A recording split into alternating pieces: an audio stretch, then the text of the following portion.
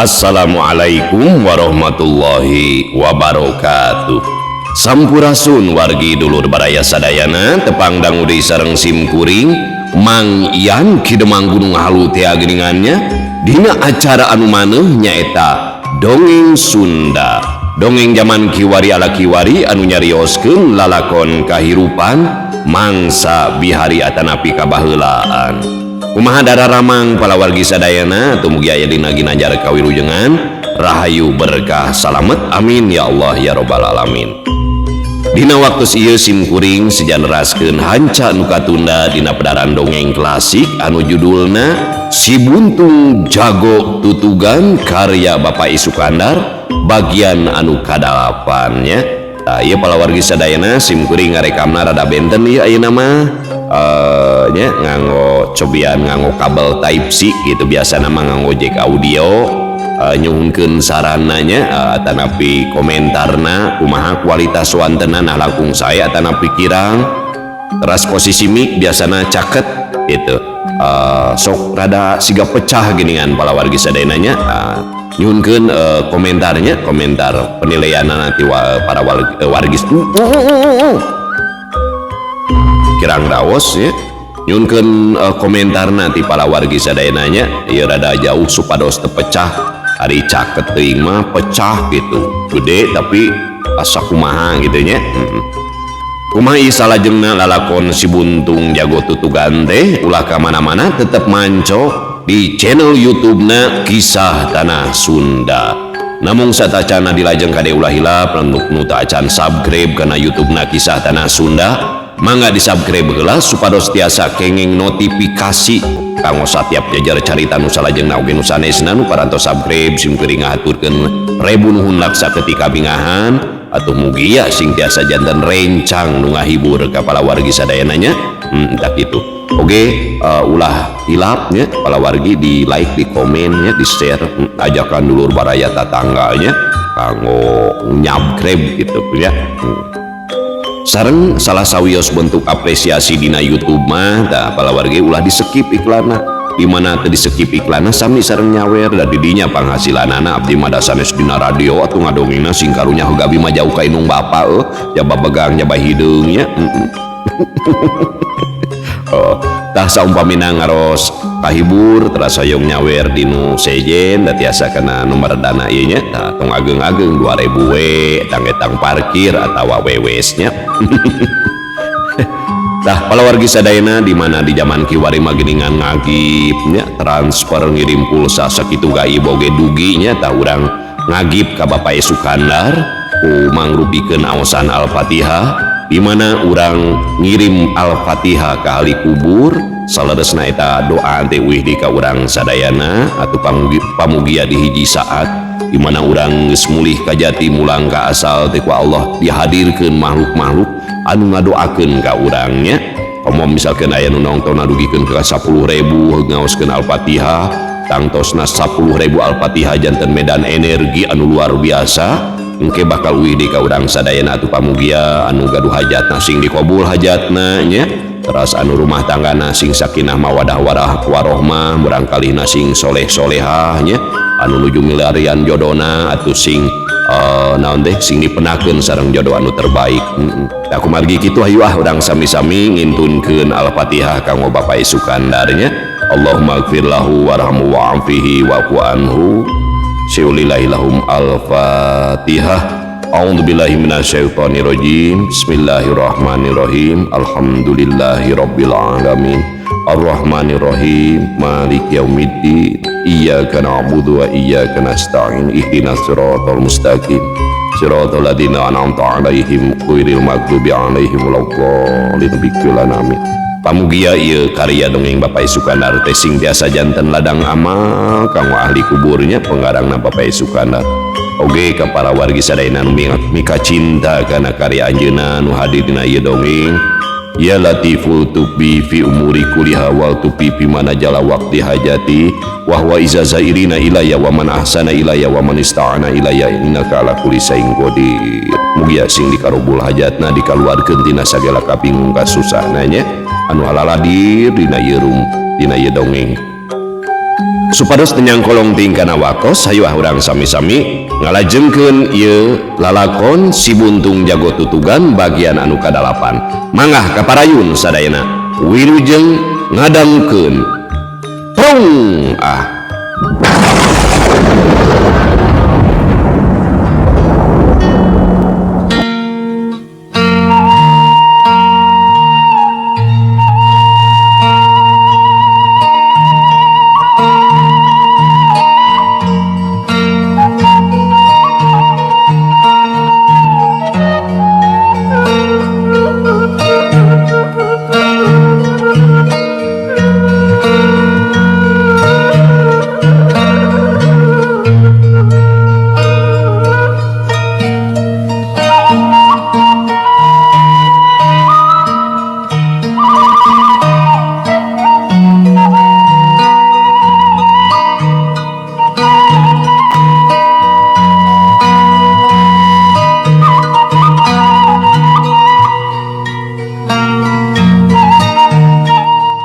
datang ka panenjoan geus seureupeupan manehna teu gancang-gancang asup ka lemur tapi ngaraneg heula sarta sasalingkeran tukang tatangkalan anu rajeg peuntaseun jalan.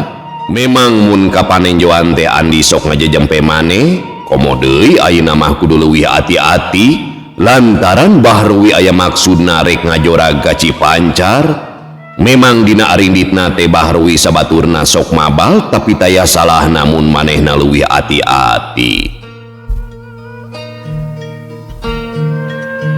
Sanggeus sakirana aman sarta sidik di jero lemur teh taya saurang-urang acan anu ngulampreng kakara Andi teh ngablesat mentas jalan jorelat ngaliwatan lawang Pantodora anu maksudna marek langsung muruka imahna Aki Surdi. Tapi teu kira-kira ngaranjugna pangaruh pangdengena anu seukeut geus bisa nganyahwankeun yen aya naon-naon anu deuk nyilakakeun ka dirina. Kukituna rikat manehna ngalegotkeun badana kilek malik corelat pindah tempat lantaran anu ngablesat rek nyamber kana sirahna.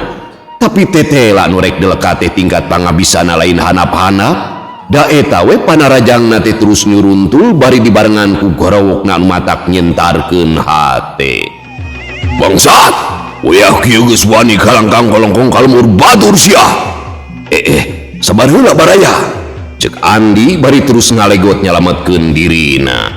Jeleng manehna luncat, tapi anu narajang teh wewesena bener-bener mata kaget atuh. Manehna geus bisa neguh ka mana ngejatan nu jadi lawan. Kalawan sakicu pisan manehna ngajorelat ngesian tempat nu bakal ditincak ku Andi. Puguh we pikeun Andi mah jadi teu beda we ti oray anu nyampeurkeun paneunggel. Ari cek ari hirup we hiji peureub anu bangbaraan terek ngahanca sirahna ngan untungna Andi teu eleh rikat. Sakilat ngarageurakeun badana dina gerakan heula ngagalaprak bari dibarengan ku ngahiatkeun dampaleungna pikeun ngabajeg suku. Ngan bae bener-bener lawan ATS tuning mata kaget kalawan tapis pisan manehna luncat pikeun nyalametkeun sukuna. Andi ngagentak hudang tapi tacan oge ajeg peureub lawan teh geus ngablesur deui rek ngahanca dada. Andi rikat ngakilek bari ngabenturkeun leungeun buntungna kana peureub lawan. Dua kakuatan teh bantrok Andi nepikeun kana caregjeg kuda-kudana pajengjar sedengkeun lawan ngajauh ka tukang bari leungeunna kekerepengan. Manehna teu kira-kira kagetna lantaran anu ngabentur peureupna teh karasana teuas alah batan besi sarta ngandung kakuatan anu kacida hebatna. Andi atuh teu kurang-kurang ngerasa kagetna lantaran biasana masakur anu dibentur ku leungeun buntungna teh kudu we ngaguak aduh-aduhan. Tapi ieu mah teu kerel-kerel ukur ngagerolirih nembungkeun ka kagetna. Bangsat kotok, urang mana si laing teh Aduh, lawan anu keur ti poporongos teh ngadadak ngagero lantaran kana sirahna teh karasa aya nu ngagapru. Sing horeng siruyuk anu sakilat nyeot ka handap narajang ngadon bebela kanu jadi dunungan. Nadaonan deui teh aduh. Manehna terus pakupisna kisan kanu nyambran kana sirahna lain deui ngarasa ripuhna jaba ngarasa peres ku bintihan-bintihanana oge kana leungeun age karasarung sebalukar tina cakaran kuku-kuku si Ruyuk anu teu beda we ti cucuk-cucuk anu narojosan. Cukup Ruyuk, cukup sakitu oge, cek Andi ngagro bari ngagagak. Nah atuh baraya, bet kurang asa krampah, jol-jol naraja ngabongohan deui.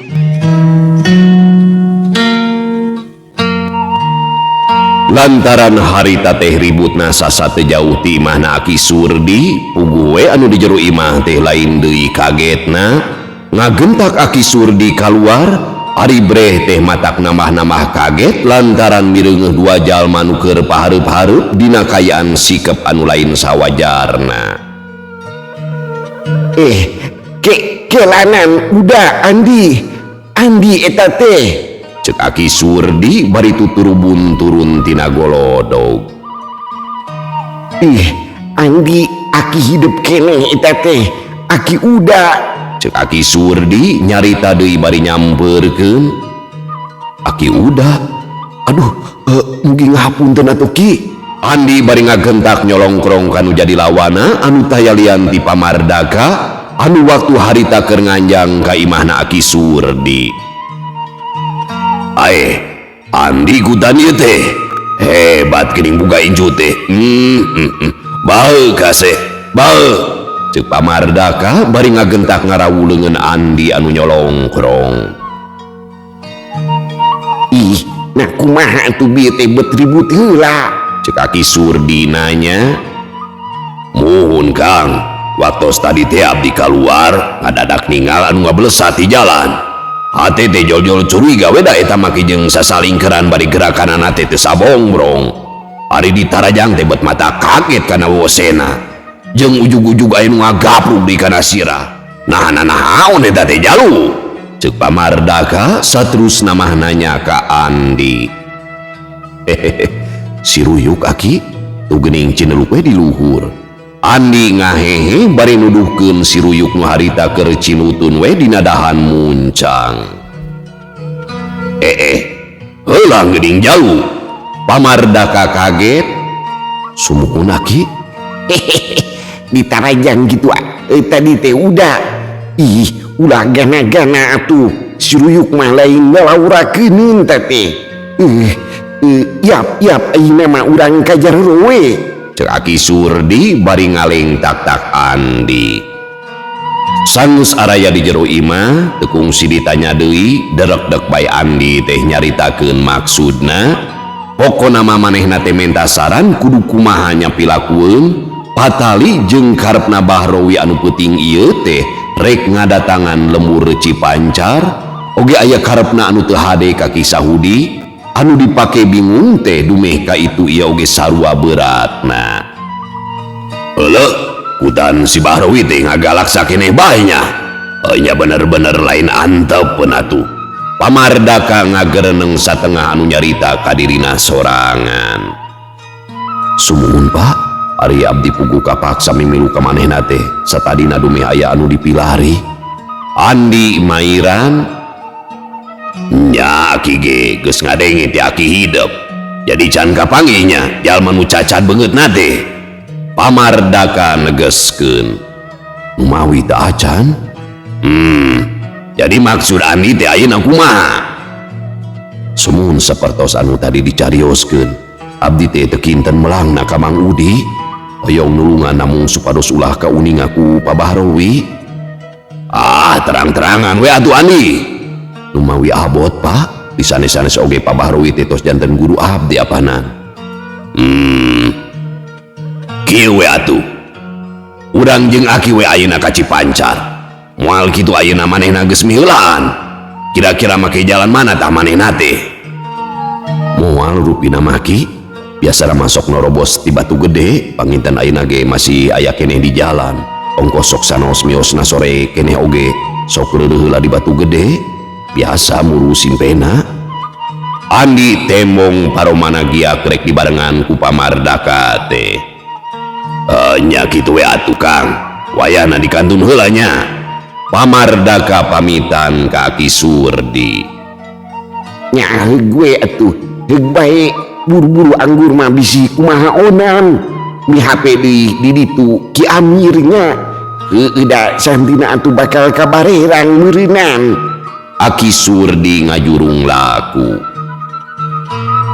Kade sing hati-hatinya Andi ulah sologoto. Cek Nini Uti ngelingan. Sumuhun nedapi doana we Nini Aki. Andi bari rada ngageri nyaritana teh. Sanajan beunang disebutkeun yen ieu teh deungeun-deungeun balangbangan, paribasa teu hir teu walahir, teu bau sinuk-sinuk acan, tapi ari kanyaahna mah karasa pisan teu beda we ti kaincuna pribadi. Geus kitu mah teu talangke deui, Pamardaka jeung Andi teh jerat-jerut tarurun ti imah dijajabkeun ku Aki Surdi, sedengkeun Nini Uti mah ngajanteng di lawang panto bari hatena mah teu woleh ngadua. Sangkan incu kukutna teh ulah pinanggih jeung pancabaya naon-naon. Dina kayaan poek mongkleng Pamardaka jeung Andi kebat lumampah ke arah Pasir Banteng anu maksudna lamun engke geus nepi kadinya kakararek norobos motong kompas lantaran ari ti panenjoan mah kacidarumpilna pang-pang nama bisi bantrok jeung Bahrowi sabaturna anu tangtu maranehna oge bakal make jalan torobosan ti Batu Gede. Memang teu salah, harita teh Bahrowi sabaturna geus arindi ti Batu Gede, tadi teh samemeh ninggalkeun padepokanana manehna kungsi nanyakeun ka Panurpai sugan manggihan Andi cenah. Ngan lantaran geus dipapadonan teh Panurpai teh cukup nyarita duka teu terang. Geus kitu mah Bahrowi teu ngalobakeun deui carita terus bae arindit. Nepi ka Cisaat tereureuk heula di imahna Ardasim lantaran harita teh sore kene. Geus cukup reureuh mah pring bae ka Batu Gede. Di dieu reureuh deui di imah Sudinta bari ngadaguan poek. Sakirana geus cukup poek bring deui arindit. Jadi lamun Pamardaka jeung Andi norobosna ti panenjoan ti panenjoan teh geus pasti kana bantrok di jalan teh. Tapi lantaran ngagarunakeun jalan anu ti Pasir Banteng, jadi maranehna katinggalun jauh naker ku Bahrowi sabaturna. Mun harita Bahrowi mah geus nepi ka leles, Pamardaka jeung Andi mah kakara meuntas jalan kareta api Kadungora. Barang Bahrowi nepi ka Cipancar, kuncung-kuncung teh langsung bae muru ka imahna Haji Sobana. Ngaran-ngaran di Pilemuran, najan tacan sakumaha peutingna oge geus recombrek naker. Taya nu ngulampreng saurang-urang acan ai lain sora barudak mah anu hareureuy brag-brug di tengah imah. Atuh di sejen imah kadenge sora nu ngaji, sora nama awewe halimpunaker. Ngagalindeng ngomak banyu, geunah sarta merenah idgom gunahna. Mangka-mangka dina kayaan peuting anu sakitu jemplingna, ugu we teu saeutik ngadatangkeun ketirna kana hate sarta rusras inget kana sagala dosa anu geus dipilampa anu antuk namah matak nimbulkeun ting sariak bulu punduk lantaran ngadadak brai narembongan seuneu naraka anu nguntab-nguntab. Pangbalikan pikeun manusa anu hirup nangan saukur ngagugulung dosa we jeung maksiat. Tapi ari pikeun Bahrowi sabaturna mah ongkoh-ongkoh bae ngagardi ngajugjug ka imahna Pak Haji Sobana. Tempo-tempo laleumpangna teh sasalingkeran lantaran ngaliwatan jajalanan anu taya aling-aling pikeun nyumput. Malah make boga rasa cua sagala rupa kanu keur ngaji teh lantaran boga rasa digareuwahkeun. Anjog kapipireun imah Pak Haji Sobana geus jempling. Eukeur mah imahna teh rada nenggang ti batur atuh samemenana keur Sudinta nurih bilik dapur rek muka tulak panto lantaran rek nyokel jandela mah teh tela pageuh kawasna bae ayeuna mah geus dihadean kudu leuwih seseg. Ongkoh deui ngarasa hariwang sabab kacaangan ku lanteran ngagantung di juru tepas. Brah sakedeung oge bilik teh gorowong. Kulutra kulak panto dibuka ti luar sarta teu talangke blas-blus Bahrowi jeung Sudinta ararasuk sedeng Ardasim sina nunggu di luar bisi aya naon-naon. Katayep duanana ka tengah imah tetela pangeusina teh geus talibra sarta kaayaan di jero teh ukur remeng-remeng di caangan ku lampu cempor anu geus mereke tetet. Brai seuneu lampu teh digedean, juring Kang Baharwi ngadeukeutan lawang enggon, lol nempo ka jero, didinya oge di caangan ku lampu tempel, heg ieu oge digedean. Breh anu sare dina ranjang kai, Pak Haji Sobana jeung pamajikanana. Serepet, Bahrowi mesat bedogna, heg ngaliuk mere isyarat ka Sudinta supaya neangan tali. Beresan bae atuh Kak, ceuk Sudinta ngaharewos. Lalaura teuing, ulahkeun bae sina hirup, pikeun cengcelengan urang apanan. Bahrowi males ngaharewos. Bongos buru neangan keur galian ka ditu.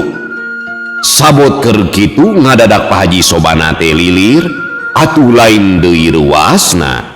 Barang brai panona beunta, nyampak aya dua jelema anu panena pikasieun keur ngalugas bedog sarta ditujukeun ka manehna. Puguh we boro-boro bisa ngagorowok, manehna ukur ngayek-yek bari lulungu, nya kitu deui bojona kabawakeun nyaring.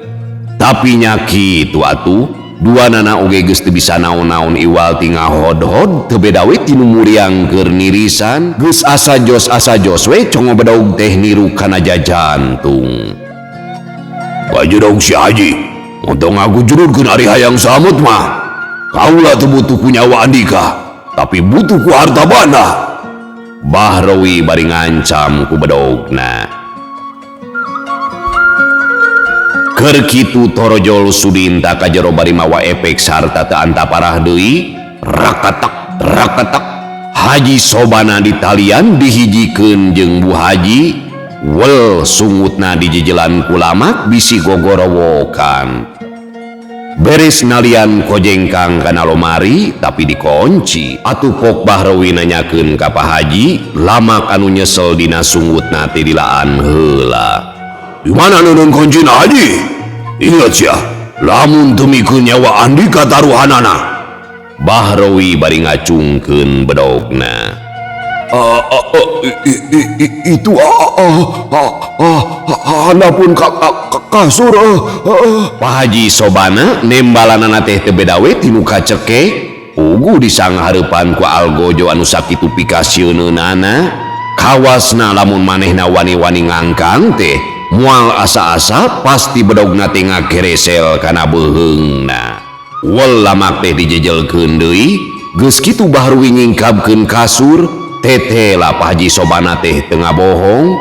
Geus kitu mah kop dicokot, cetrek muka lomari, puguh we Bahrowi jeung Sudinta teh sama menapisan ngukudan eusina.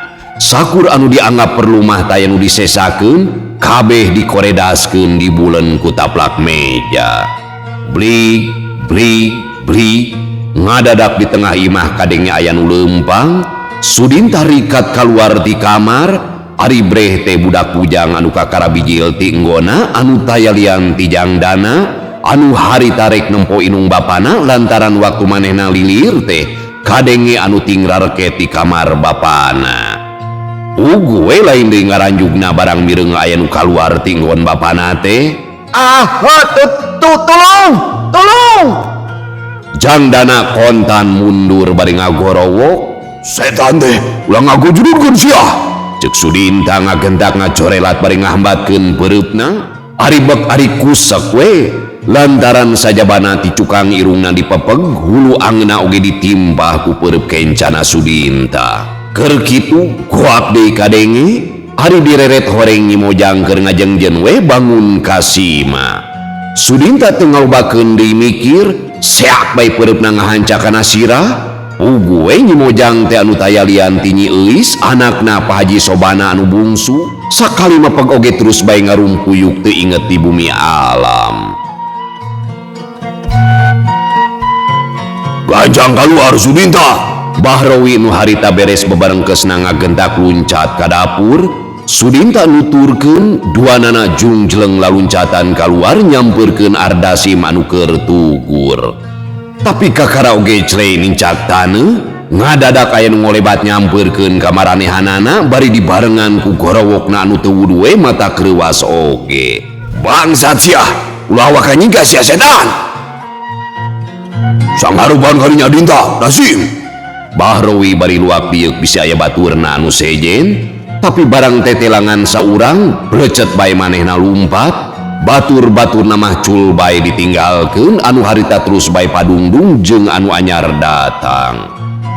Sedengkeun Pamardaka jeung Andi anu geus nepi ka Cipancar terus bae papisah sewang-sewangan, ari Pamardaka mah langsung ngajugjug ka imahna Pak Haji Sobana, sedeng Andi mah mengkol maksudna reka imah Kisahudi deuk ngabejaan yen puting eta Bahrowi ngajorag ka imah Haji Sobana. Lantaran jolna ti sisi lemur belah kaler, jadi anu pangheulana jol katujuan teh nyaeta Pamardaka, ari srog ka imahna Haji Sobana teu kira-kira ngaranjugna lantaran di pipir imah teh aya nu keur galungan sarta dihurup kuduaan. Sanajan harita teh tembongna bulan ngan ukur sapasi, tapi Pamardaka geus bisa nitenan yen anu keur dihurup teh Mang Amir alona pribadi nyaeta anakna Aki Surdi anu memang imahna teu jauh nenggangan saukur kahalangan kudua imah. Tadi teh waktu Jangdana ngagorowok menta tulung, manehna teh tacan sare sabot keur ngadedengikeun dengek di kadenge sora Nyi Euis nyaeta adina Jangdana. Ku kituna Mang Amir teu ngalobakeun deui mikir ngagentak manehna kaluar ti imahna, teu sirikna tuturbun ngaluncatan golodog. Ari breh teh teu kira-kira ngaranjugna lantaran mireung aya nu keur cinekul deukeut dapur imah dununganana, leuwih-leuwih ngaranjugna barang mireung anu julung-jeleng kalaluar ti jero dapur bari mawa gembolan. Ku kituna geus teu gue yen eta jalma teh bangsat nu tas maling ti imah dununganana. Kalawan teu ngalobakeun di pamola saburut bae manehna narajang dar atuh manehna teh dihurup kuduaan lantaran anu saurang mah ngabelecet nyaeta Bahrowi anu rek ngalaksanakeun maksudna nyaeta rek ngajorag ka imahna Kisahudi. Ngaran-ngaran anakna Aki Surdi anu memang lain jalma nu bolos terong kosong. Mang Amir teh dina soal pangabisa mah teu bisa dianggap enteng, gerakanana cukup rancing sarta jurus-jurusna cukup ampuh. Mun kabeneran keuna teh kanu jadi lawana sanajan teu terus ngusek oge kudu we namru ngan henteu we ari nyaruaan pamana mah nyaeta Pamardaka.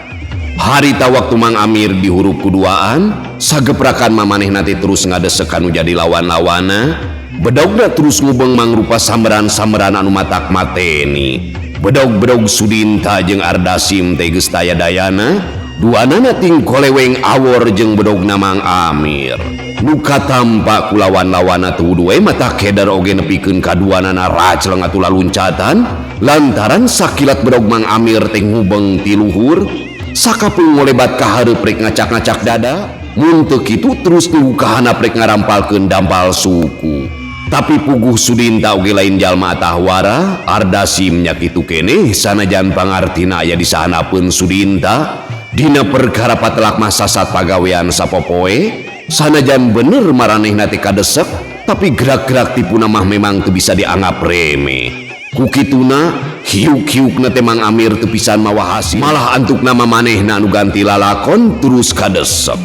Keur waktu tadi mah lawan-lawana teh narajangna ti hiji jurusan, tapi ayeuna mah maranehna ngagunakeun taktik anu matak lieur oge. Mun Sudinta rek ngahanca sirah, Ardasim mah ngayapak dihanap rek ngababad cokor. Kitu we pilih genti nepikeun ka Mang Amir lila-lila mah kawalahan oge, manehna terus kadese teu dibere mingge pikeun ngejat. Modar si ayeuna mah kumayuana keur makayang ngajajal pangawasa aing deuh. Setan sia. Sudinta bari ngolebatkeun bedogna rek ngahanca sirah, sedeng bedogna Ki Ardasim nyuruntul ti gigi rek ngarojok ke kemplongna. Belentrang bedog Sudinta teh beunang ditakis, kilek bletu. Pigulang Ardasim beunang disepak nepikeun ka bedogna ngoleweng. Tapi Mang Amir nu harita kayaanana keur semudoyong akibat benturan bedog Sudinta anu ditakis, katurug-turug deh sukuna jadi napak sabeula lantaran suku katuna dipake najong pigulang Ardasim. Bau karena Mang Amir jadi leungit kasaimbangan badana, anu saterusna manehna ngagedeblag nang karak bengkang. Bareng jeung ngagedebutna badan Mang Amir, bedog Sudinta jeung Ardasim ting hariuk rek ngahujanan badana ku pangadek. Mun bedog Sudinta nyewuk rek meulah sirah, Bedog Ardasi mah nyuruntul congon napikeun obros dada, tapi memang nyawana Mang Amir teh masih ditang tayungan ku pangeran lantaran tacan mangsana nepikeun ka ajal. Ngadadak atuh aya nu ngolebat teu beda we ti haseup anu ditiup ku angin topan. Terang-terang Bedog Sudinta jeung Ardasim teh awor jeung hiji tanaga nu kacidarongkahna truk ke jero. Disusul ku sora-sora anu ngagarerung, sedengkeun badan Sudinta jeung Ardasim ngadadak tingkar debu teu beda we ti tangkal cau anu dituar. Udan sia bajingan, kawan tingan main ngoroyok we sia mah. Nu ngolebat tadi teh nyaho-nyaho geus ngabedegan ukangan Mang Amir, sing horeng pamardaka anu ngadon-andon suka bebela kanu jadi alo. Aduh, Mang geuning. Atuh nuhun Mang. Cek Mang Amir bari ngagentak udang, riuk beungeutna ngadadak marah main nembongkeun ka bungahna, barang manehna sidik yen anu nulungan teh sing horeng pamana sorangan. Nya Mang, ayo udang beresan ieu cucunguk-cucunguk teh Amir. Tu manting, arudang sia sedan. Cek pamardaka bari nyampeurkeun kanu duaan.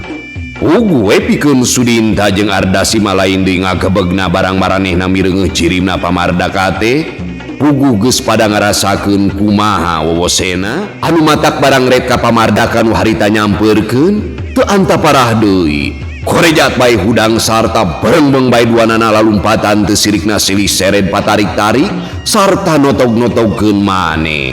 Nu dipikirkeun teh daya lian ngan sok sieun dirina katewak lantaran namun seug beunang teh sajabat hiripu pada nareungeulan oge tang tu bakal digiringkeun ka dayeuh ditutup di pangberokan. Mangkaning dosana teh lain saeutik da puguh saneung-eneung icikibung dina kajahatan.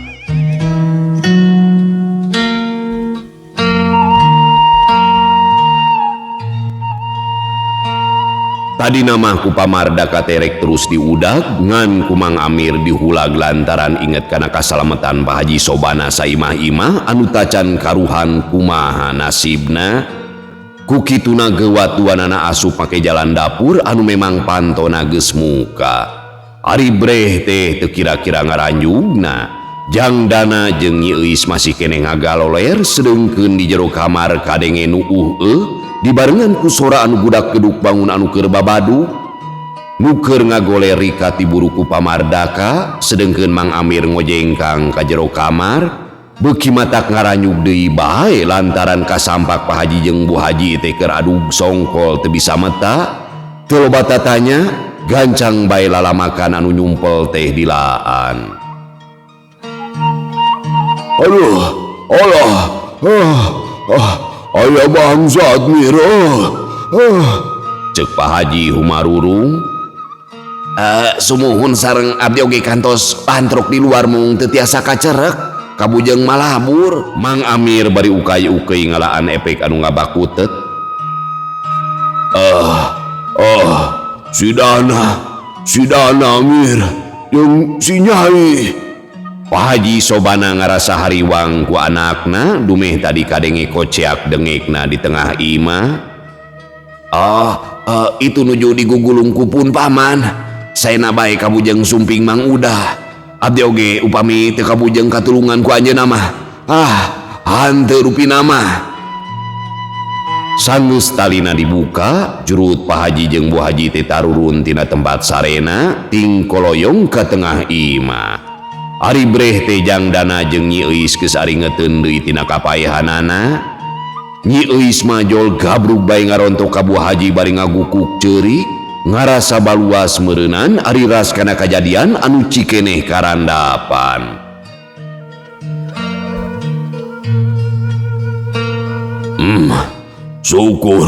Syukur teu mah. Ngan barang-barang we lapur kabeh diringkit gunung goreng kokod. Mir, ari bangsat-bangsat teh ngan duaan kitu. Cek pamardaka. Tiluan sadayana mama. Mung anu saurang matos ngabelecet ti payun bari mawa buntelan. Keatu sugan kaburu kene. Cicing di dieu mi. Ulah ka mana-mana heuh. Cek pamardaka nyarita deui teh bari jorelat ka dapur, celeng kaluar maksudna marek muru ka imah Kisahudi lantaran pikiranana Bahrwi teh moal ka mana jigna tangtu bakal ngajorag heula ka imahna Kisah Hudi. Kapan kitu ceuk dongengna Andi oge. Memang teu salah saeutik oge, waktu tadi Bahrowi ngabelecet teh manehna mah terus muru ka imahna Kisah Hudi. Sedeng Andi anu harita keur ngagedig sumurusu, teu kira-kira ngaranjugna lantaran tukangeunana teh kadeng anu ngabigrig. Ku kituna ngagentak manehna luncat ka gigir nguliwet ka tukangeun tangkal Mandalika. Lila lar anu ngabigrig teh ngaliwat ka gigireunana. Sanajan harita teh memang poek, tapi Andi teu kapalingan yen anu keur lumpat teh tayalian di Bahrowi bari mawa gembolan. Puguh geus natrat jalana, Andi geus teu bae dina hatena yen moal salah deui Bahrowi teh tangtu rek ka imah bapa kukutna. Sing horeng Bahrowi teh geus leuwih ti heula datangna, sarta bae ngabangsatna hasil anu matak ngabengkot gembolan oge. Ngan anu teu kahartina teh nah kamarana Ari Sudinta jeung Ardasim, kumaha Ari Pamardaka, nah kungsi Bantrok atawa henteu jeung Bahrowi. Tapi kulantaran harita manehna keur kacida melangeunana ka Kisah Hudi, teu mikir panjang deui, brecet bae manehna teh nuturkeun Bahrowi. Teu lila anjog ka imahna Kisah Hudi, kumanehna katempo Bahrowi teh ngeteyep nyampeurkeun panto hareup. Sedengkeun gembolanana mah diteuneun dina tonggongna, dibulen ku sarungna. Andi kapaksa ngarego, kuliwed ka tukangeun tangkal buah. Manehna ngintip bari hate teu oleh lelenyapan, hatena teu oleh nyolok ka bapa kukutna sok sieun pinanggih jeung kajadian anu teu dipikahaya. Maklum manehna teh geus cukup nganyahokeun kumaha licikna Bahrowi, pokona mah paur Kisah Hudi teh dibongohan.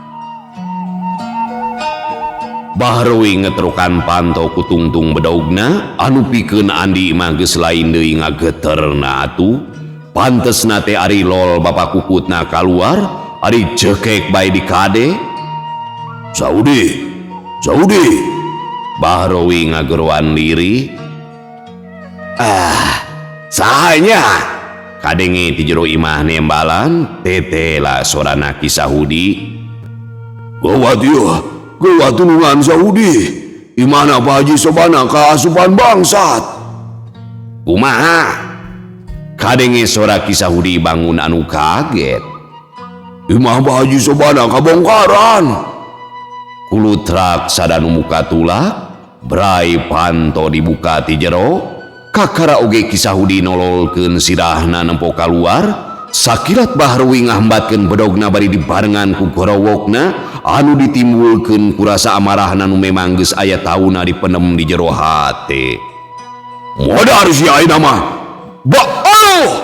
Ngadadak Bahrowi ngagero sarta bedogna ngoleweng dilantarankeun ku ngerepengna leungeun anu sabek-bekeun rek dipake narok sirahna Kisah Hudi. Ugue pikeun Kisah Hudi mah lain deui ngaranjugna, sakicep manehna geus bisa mastikeun ieu jalma teh rek ngabinasa ka dirina. Ku kituna manehna ngan ukur bisa ngarawel barera tulak panto, sabrut bae manehna narajang ka Bahrowi.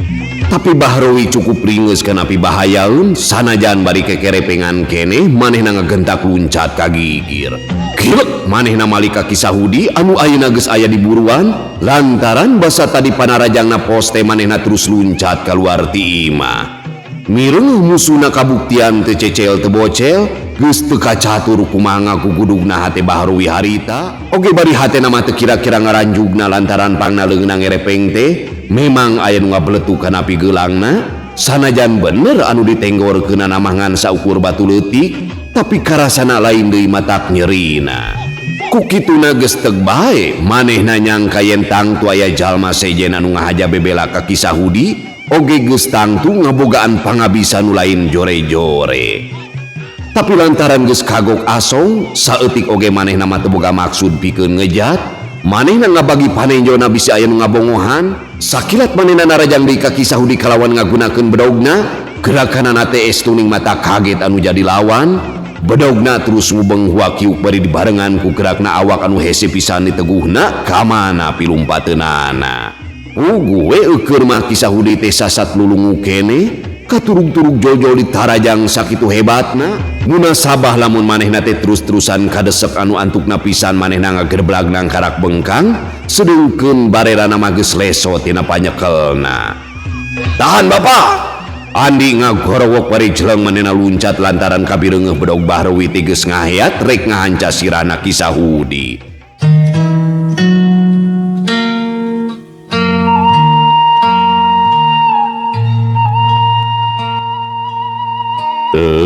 Pamiarsa sadayana waktosna geningan parantos teu nyekapan deui.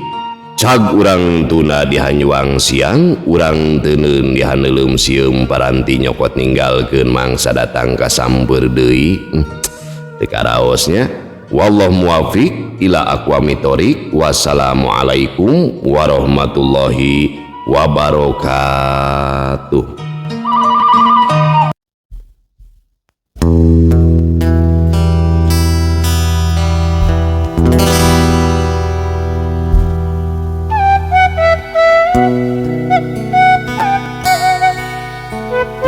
Thank you.